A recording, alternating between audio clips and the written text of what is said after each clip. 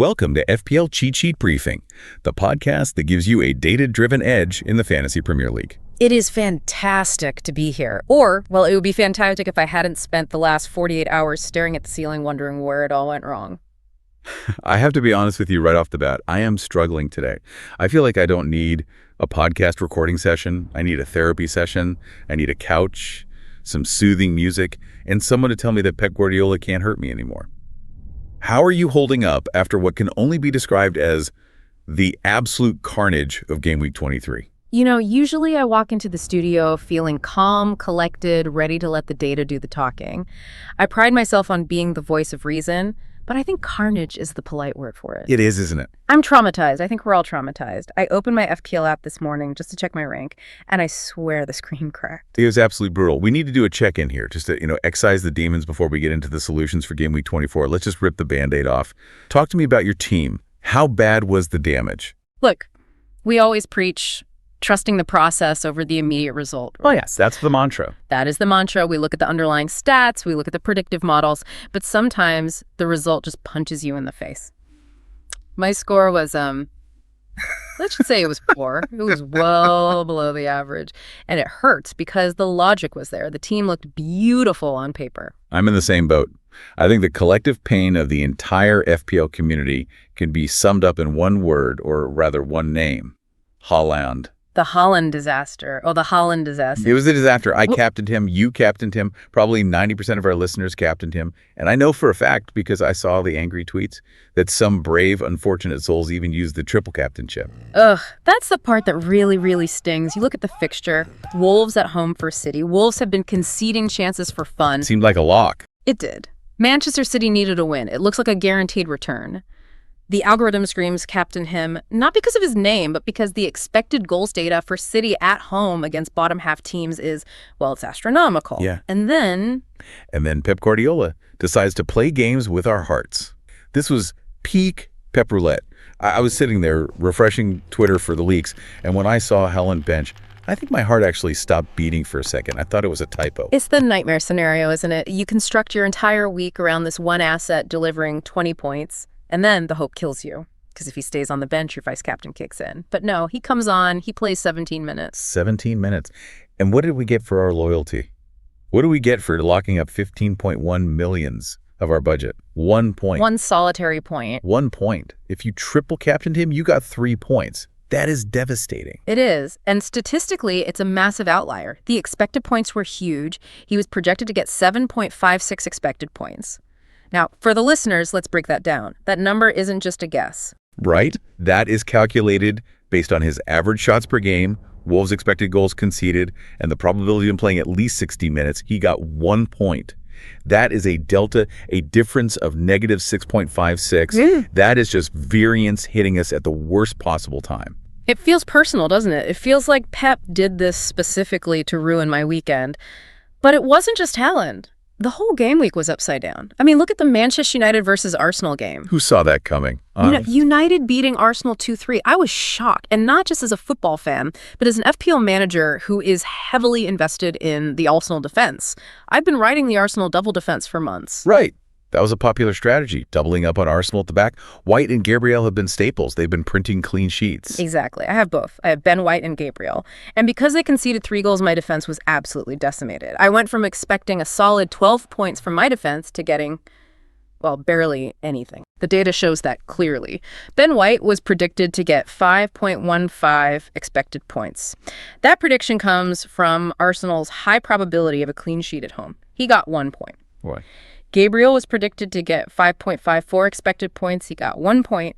When your heavy hitters in defense and your premium captain both floor, you are effectively fighting with one hand tied behind your back. It's fighting with both hands tied behind your back and blindfolded. And the worst part is, looking back at our last Q&A session, we actually talked about this. We had that question about whether to bring in Bruno Fernandes and Bryan Mbeumo. Really? And the data suggested it was a good move.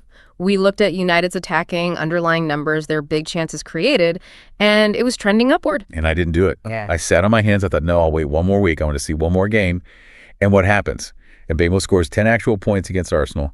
Fernandes gets 5. If I had just listened to the advice we discussed on this very show, I could have salvaged the week. It is a classic case of hesitation costing points. We call it paralysis by analysis. The indicators were there. United's attack has been ticking up, and Mbeumo is central to everything they do. But look, we can wallow in the misery of game week 23 all day, but that won't help us win our mini leagues. No, it won't. We have to treat that week as a sunk cost. You are right, as always. We have to pivot. We have to look forward. So what is the mission for today's deep dive? Today is about recovery and aggressive optimization. We are going to perform a forensic analysis of game week 24. We have the data fresh from the algorithm. We are going to look at the optimal wildcard team for those looking to reset their season. Okay. We are going to look at the free hit team for those who want to take a one-week punt to gain massive ground. And let me tell you, the free hit draft is spicy. I like the sound of spicy. And for the Braves, we have the differentials team high risk, high reward. And we also have a really interesting listener Q&A later regarding fixture difficulty ratings, or FDR, which I think is going to be crucial for planning the next 6 or 7 weeks. Absolutely. The landscape is shifting, and the FDR Dashboard highlights some really important runs of games that we need to target. We're seeing green waves for teams you might not expect. Okay, let's unpack this. But first, let's just briefly close the book on Game Week 23 with a proper retrospective. We mentioned the Haaland pain, but let's look at the numbers. I have the retro of Game Week 23 data in front of me. Let's start with the wildcard retro performance. So if you had played your wildcard last week based on our model, the predicted expected points for the team was 68.77. 68.7. A very healthy score. That's a score that gets you a green arrow, definitely. Hey, should have been. And the actual points. 34. Ouch. That is less than half. That is painful to read. It is. And when we drill down, we can see exactly where the leaks were. We already mentioned Haaland predicted 7.56, got 1. But look at Cole Palmer. Ah, Palmer. The Chelsea talisman, the man who usually saves us. He was in the wildcard projected team, predicted 5.18 expected points, actual points, 0. He didn't play. That's a huge blow. When your premium midfielder doesn't even step on the pitch, you're relying on your bench. And often, the bench options aren't delivering premium returns. Exactly. And combined with the Arsenal defensive collapse, White and Gabriel both dropping over 4 points below their prediction, it was a perfect storm. However, there was one bright spot in the wildcard team. Please, give me some good news. I need a crumb of comfort. Enzo from Chelsea. He was predicted to get 4.24 expected points. He actually scored 8. Oh, nice. An overperformance. A significant one. So the model was right about Chelsea's midfield potential. It saw that West Ham's midfield is porous. It saw the space Chelsea would have. It had the right idea, just maybe flagged the wrong specific asset if you only had Palmer. But if you had Enzo, you were happy. Okay, so Enzo was the diamond in the rough. What about the free hit retro? Usually the free hit tries to capitalize on specific matchups. Did it fare any better? Marginally, but still disappointing. The free hit prediction was even higher, 70.4 expected points. The actual 26. 26. That is even worse than the wild card. That is a disaster class. It is. It suffered from the exact same systemic failures, Haaland and the Arsenal defense. There's no escaping that. But interestingly, the free hit team had a unique pick, O'Reilly from Manchester City. O'Reilly. Yeah. That's a name that flies under the radar for a lot of casuals. Why was he in the free hit? He's a very cheap road into the City squad. The model identified him because he's been getting minutes in the cup games, and with the rotation expected, he was a calculated risk. Predicted 4.68 expected points, and he actually delivered 6 points. Another small win for the algorithm, then. Exactly. So again, the algorithm found a value pick that worked, but the heavy hitters, the guys costing 10 millions plus, dragged the total score down into the abyss. It really highlights how dependent we are on the premiums performing. When Haaland and Saka and the big defenders fail simultaneously, the variance just kills you. Okay, let's look at the differentials retro. These are the low ownership picks. Did the contrarians win game week 23? They actually did better than the template, relatively speaking. The differentials team was predicted at 66.2 expected points. It scored 41 actual points. So still underperforming the prediction, but 41 is significantly better than 26 or 34. You would have actually climbed rank with that score. Precisely. And the hero here was the man we mentioned in the intro, Bryan Mbeumo. The man who slayed Arsenal. The model predicted 3.36 expected points for him, a modest return. But he exploded for 10 actual points. This validates why the algorithm was flagging him as a differential option. Low ownership, high ceiling in a chaotic game. If you went with the differential strategy, you likely beat your mini-league rivals who stuck to the template. That is the key takeaway here. The process was right. The advice to target Mbeumo was right. The outcome was just incredibly volatile. Correct. High volatility is part of the game. We can't control Pep Roulette or a shock United win, but we can position ourselves to capitalize when things revert to the mean. Speaking of capitalizing, let's move on to the main event, Game Week 24. I want to wash the taste of Game Week 23 out of my mouth. I want to build a team that is going to dominate. Let's look at the Game Week 24 wildcard team. This is the core strategy. If you are playing a wild card this week or just looking to reshape your squad with free transfers, this is the blueprint. I'm looking to the team planner here. The value is tight, 99.9 millions. We are using every single penny. Efficiency is key. We are maximizing the budget. The projection for the starting 11 is 58 expected points and a massive 73 expected points if we count the full squad of 15, which suggests a very strong bench. Let's talk about the context. What is driving these picks? It's the fixtures. Specifically, we are targeting Manchester United at home against Fulham and Crystal Palace's run, starting with Nottingham Forest. Okay, let's talk about the big decision, the elephant in the room, the captaincy. The armband is not on Erling Haaland. It is not. The algorithm has selected Bruno Fernandes. Bruno, the Portuguese Magnifico. He costs 9.4 million socians. Now I have to ask, is this just the algorithm chasing last week's points? Or is there real substance here? Why him over the robot? It's absolutely not chasing points. It's chasing the matchup. United are at home against Fulham. Now let's look at the data. Fulham's expected goals conceded away from home is in the bottom 5 of the league. They give up a lot of chances, specifically through the middle. Who operates in the middle? Fernandes. And he's on penalties. Can't forget that. He's on penalties. He's the creative hub. United just put 3 past Arsenal, so their confidence is sky high. The algorithm trusts him heavily here. It calculates his involvement percentage, how many of United's goals he is involved in, and it's incredibly high. Playing at Old Trafford against a Fulham side that can be leaky, the data says this is the week to back him. And his vice-captain is his teammate Mbeumo. A double up. 8.3 millions. Also United. It's a double down on the United attack. The algorithm is essentially betting that the United versus Fulham game is where the points are going to be. Now, Haaland is in the squad. He costs 15.1 million. He's sitting there in the striker spot, but he's just a player. He's essentially a luxury passenger this week. He is just a player this week. He plays Tottenham away. Now, don't get me wrong. The model still expects points. He has 5.88 expected points projected. Which is high. That is high. But Fernandes and Mbeumo have higher ceilings due to the fixture difficulty. Spurs away is a tougher game for City than Fulham at home is for United. Plus, maybe the algorithm is a little bit angry at Pep, just like us. The algorithm doesn't have feelings, but if it did, it would definitely hold a grudge about that 17-minute cameo. But logically, Spurs at home have been defensively solid. They play a specific way that can frustrate City. It's not a sell Haaland situation, but it is a don't captain him situation. Who else is in this attack? I see some interesting names. We have Cherki from Manchester City, 6.6 millions. This is a cheaper route into the City attack. We expect him to perform against Spurs, assuming he navigates the rotation. Cherki is an interesting one. He's so skillful. But with Pep, minutes are always the worry. True. But for 6.6 millions, the risk is priced in. If he starts, he plays in those pockets of space that Spurs leave open when their fullbacks push up. And then we have Mateta from Crystal Palace. Mateta has been a bit of a troll in the past, but he's playing Nottingham Forest. Exactly. 7.5 million pounds. The algorithm trusts him to deliver in this specific fixture. Palace needs points, and Forest has struggled dealing with physical strikers recently. Mateta's hold-up play and aerial threat are key here. The data shows Forest conceding a high number of headers in the box. That's Mateta territory. Let's move to the midfield and defense. There is a very heavy Chelsea influence here. Massive Chelsea influence. And this aligns with the FDR data we will discuss later. Chelsea has a spectacular run of fixtures. West Ham, Wolves, Leeds. So who do we have? We have Estêvão in midfield, 6.4 millions. He performed well in Game Week 23, and against West Ham, he has a very high ceiling.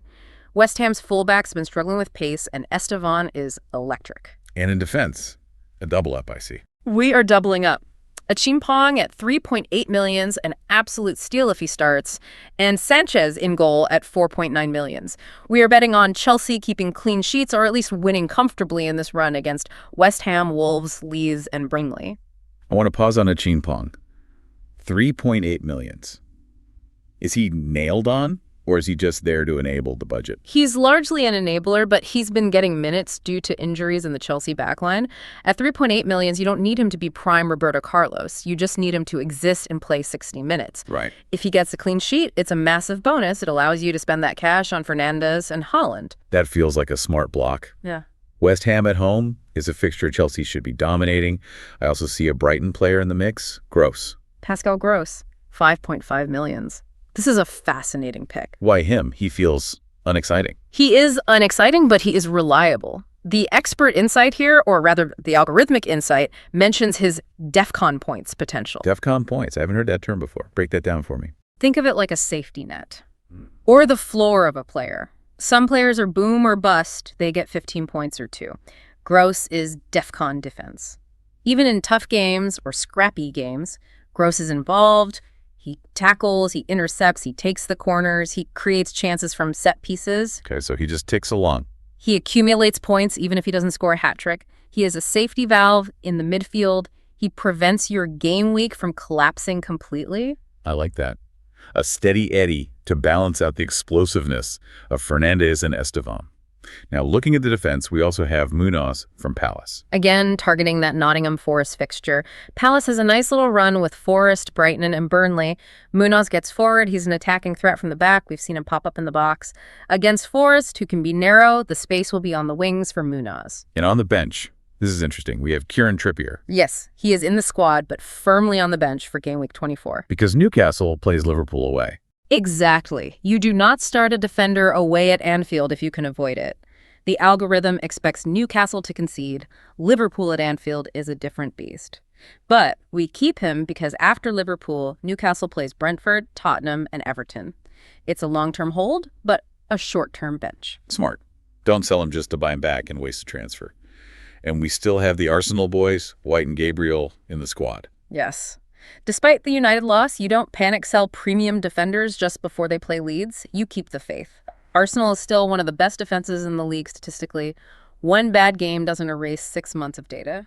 So the wildcard summary. Trust United's attack versus Fulham. Load up on Chelsea's fixtures. Keep Haaland, but don't captain him. And ride the Palace wave for a week. That is the data-driven path to redemption. I love it. But what if I want to be more aggressive? What if I am chasing a lead and I need to do something drastic?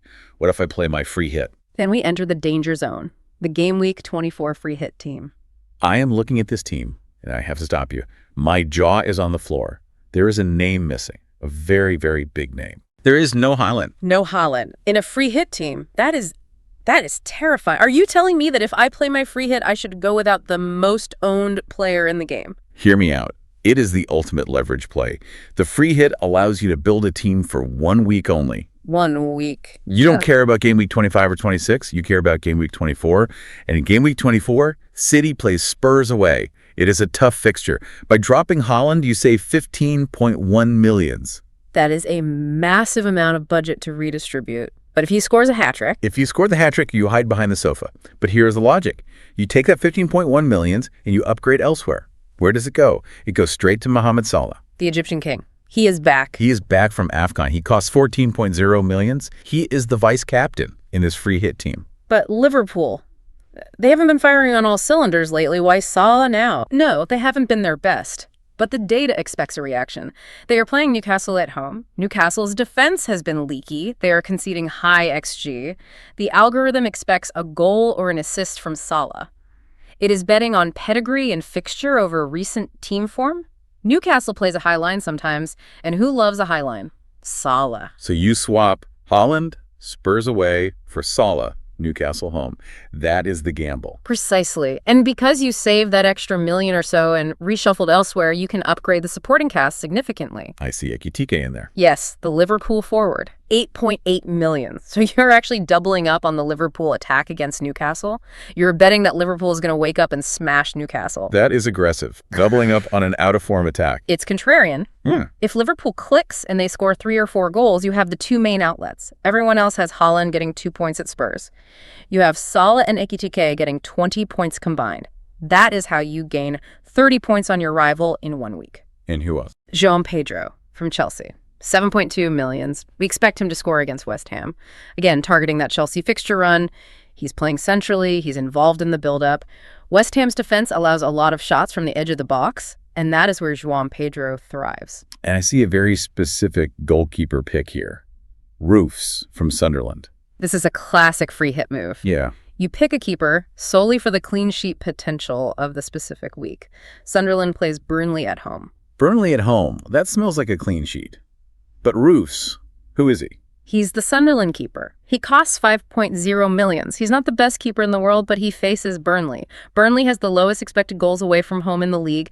They struggle to create. The model sees this as a high probability clean sheet. Wow. It's a differential keeper pick that you wouldn't necessarily want long-term, but for 1 week, it's perfect. So the free hit strategy is dump Haaland, the fear factor is high there, bet the house on Liverpool destroying Newcastle, and target Chelsea and Sunderland for specific matchups. It is high variance. If Haaland scores a hat-trick against Spurs, you are in trouble. But if Haaland blanks again and Salah hauls, you skyrocket up the rankings. It's for the managers who want to feel alive. He makes my palms sweat just thinking about it, but that's why we play the game. Now let's talk about the third category, the differentials. These are for the managers who need to find players that nobody else has. The mandate here is strict. All players must have a total selected by percentage TSB of 15% or lower. So we are looking for gems that are hidden in plain sight. The team value is slightly lower, 97.5 millions, projected 56 expected points. And here's where it gets really interesting. The captain... It's Salah again. It is. And here's the kicker. Salah's ownership is currently below 15%. That is insane. Mo Salah is a differential. How has that happened? In the data we have, he is at 14.3%. People sold him en masse when he went to AFCON. They haven't brought him back yet because he's expensive, and they're scared to sell Haaland or Saka. Captaining a premium player like Salah, who is technically a differential, that is the holy grail of FPL. It really is. Usually a differential captain is some mid-table striker you hope gets lucky. But Salah, if he hauls and only 14% of the game owns him, the rank increase is exponential. Exactly. And looking at his run, Newcastle, Sunderland, Nottingham, it is the perfect time to jump on him before the rest of the herd catches up. In 2 weeks, his ownership will be 40% again. You want to be there before that happens. Who are the other key differentials? Sarr from Crystal Palace, 6.3 millions, 2.0% ownership. 2%. Yep. That is virtually nobody. He is back from AFCON. Palace plays Nottingham. He is an explosive winger. He takes players on. He shoots on sight. If he returns, you are gaining points on 98% of managers. Nottingham's fullbacks struggle with pace, and Sarr is rapid. And we have O'Reilly from City again. 6.4% ownership. 5.1 millions. As we saw in the retro, he can deliver. He has a cheap route into the City defense or midfield rotation, depending on where Pep plays him. At that price and that ownership, he frees up funds for Salah. And let's talk about Estêvão again. 2.3% ownership. 6.4 millions. We mentioned him in the wild card, but he qualifies as a massive differential. There is a risk there, though. Yes. The rotation risk with Palmer. If Palmer starts, does Estêvão play? Maybe on the wing, maybe off the bench. But if Palmer is out or rested, Estêvão is a goldmine.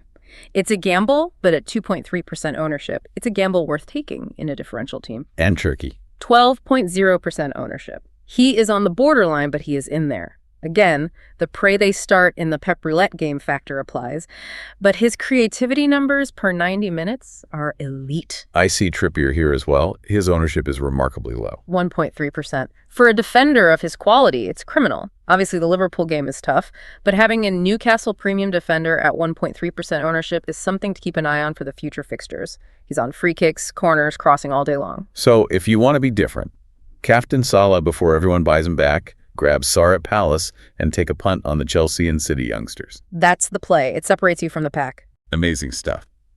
That covers our 3 teams. Wildcard, free hit, differentials. But now, I want to zoom out a bit. We have a listener question that leads perfectly into our next segment. Let's hear it. This question comes from X, formerly Twitter. The user asks, during preseason, you had a FDR table fixture difficulty ratings for all teams for the first 7 game weeks. Can you create something similar for the upcoming game weeks? Which teams have good fixtures and who have bad ones? I love this question. It shows the listener is thinking strategically, looking ahead, not just reacting to last week's points. They want to see the roadmap. And we have good news, right? We have the FDR dashboard right here. We do. We have generated the FDR for all teams from game week 24 all the way to game week 30. That is a 7-week horizon. Break down the data for us. How are we looking at this? We have two tables. One is the overall fixture, rank green means good, red means bad. This is the raw difficulty based on league position. The second table compares the opponent to the team's average difficulty, which helps identify relative ease. Let's focus on the green runs. Who should we be targeting? Top of the list for me is Bournemouth. The Cherries. I wouldn't have guessed that. Look at this run. Wolves away, Villa home, Everton away, West Ham away, Sunderland home, Brentford home. That is a sea of green. Now, let's analyze the style. Bournemouth is a high-pressing, attacking team. Wolves and Villa play open football. This suits Bournemouth. The only slight hiccup might be Everton away, as they can be stubborn and sit deep, which Bournemouth struggles to break down sometimes. But generally, that is a run where their attacking assets, Semenyo, Solanke if you have him, should flourish. Okay, who else? Crystal Palace. It's a mixed bag to start. Nottingham and Brighton away are okay, but then they have what I call killing fixtures against Burnley and Wolves at home. Killing fixtures meaning good for Palace. Yes, killing the opponent. Those are games they should win. Burnley at home is the fixture you target every time. This is why we have Mateta and Sarr in our teams. We are looking for clean sheets from Munoz and LaCroix during those home games. Got it. What about the big boys? Manchester United. Solid midterm run. Fulham at home, followed by Tottenham at home. 2 home games at Old Trafford is huge. United plays better at home. Then West Ham and Everton away. It's a nice sequence for Fernandes and Mbeumo to rack up points. And Chelsea. We talked about them a lot in the team selection. Perhaps the best immediate run of anyone. Next 4 game weeks. West Ham, Wolves, Leeds, Burnley. That is beautiful. That explains the stack. That is why the wildcard and free hit teams are so heavy on Chelsea. Sanchez, Achimpong, Estêvão, João Pedro.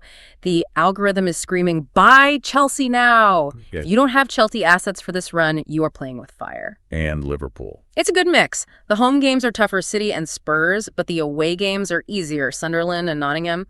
Liverpool tends to turn up for the big home games, and Salah can score against anyone. It's a good mix to keep the points ticking over. Now the warning signs. Who has the red runs? Who should we be avoiding or selling? It's an uphill battle for Tottenham, Newcastle, Leeds, and Brentford. Tottenham have City, United, Newcastle. That is a gauntlet. Exactly. It's not the time to be triple stacking Spurs assets, but don't bring in defenders. Same for Newcastle. Despite Trippier's quality, the immediate fixtures are gruesome. This FDR dashboard is incredibly useful. We should probably make this a permanent feature of the pod, don't you think? I think so. Being able to see the road ahead is the difference between a reactive manager and a proactive one. We'd love to hear from the listeners on X. Let us know if you want the FDR deep dive every week. Definitely. Drop us a comment. Okay, so what does this all mean? It means game week 23 was a blip. A painful, horrible blip, but a blip nonetheless. The data for game week 24 is clear. Trust the fixtures. Trust the underlying numbers. Don't chase last week's points. And for the love of everything holy, double check your captaincy before the deadline. If you're going with Bruno, lock it in. If you're going with Salah, make sure he's actually in your team. And if you're sticking with Haaland, well, good luck. The algorithm says vice captain at best, but I know how hard it is to bet against the robot. It takes nerves of steel. Before we wrap up, I want to give a huge shout out to our community. If you haven't already, please follow FPL Cheat Sheet on X. We are dropping stats, insights, and updates daily. And subscribe on YouTube and Spotify. We appreciate every single listener. Also, do not forget to use the FPL Cheat Sheet tool if you want these kinds of transfer suggestions tailored specifically to your team, because every team is different. You need this tool. The link is in our X profile and in the video description. And we have something exciting coming up, don't we? We do. We are teasing the upcoming release of FPLCheatSheet.com. The website is going to be a game changer. And with the launch, there is a giveaway. Yes, a totally new card game created by FPL Cheat Sheet with a unique football design. I have seen the prototype images. It looks awesome. It's sleek. It's fun. It's perfect for football nerds like us. How do they win? You have to follow us on X. We will announce the giveaway details there. You do not want to miss this. A free card game and a better FPL rank. Sounds like a good deal to me. It's the best deal in town. All right, that's it for us. Shake off the game week 23 blues. Reset your mind. Set your lineups. And may your arrows be green. Wishing you all a good game week. We'll see you on the other side. Cheers.